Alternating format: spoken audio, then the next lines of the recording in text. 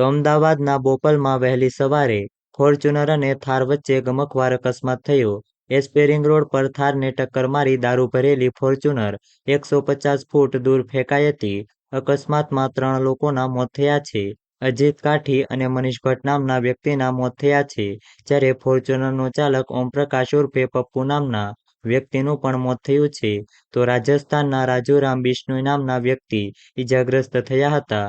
અકસ્માત બાદ પોલીસની તપાસમાં મોટો ખુલાસો થયો છે. બુટલેગરની ફોર્ચ્યુનરમાંથી કેટલીક નંબર પ્લેટ મળી આવી હતી. તો દારૂની હેરાફેરી માટે ફોર્ચ્યુનરમાં બ્લેક ફિલ્મ પણ લગાવેલી જોવા મળી. એફએસએલની તપાસમાં સામે આવ્યું કે અકસ્માત સમયે ફોર્ચ્યુનરની સ્પીડ 200 હતી, જ્યારે થાર 160ની સ્પીડ પર આવતી હતી. પોલીસે નવા કાયદા મુજબ ગુનો નોંધી વધુ તપાસ હાથ ધરી છે. તો વધુ માહિતી મેળવવા માટે ચેનલ સાથે જોડાયેલા રહો. વિડીયો પસંદ આવે તો વિડીયોને લાઇક કરી દેજો. ચેનલમાં નવા છો તો ચેનલને સબસ્ક્રાઇબ કરી દેજો.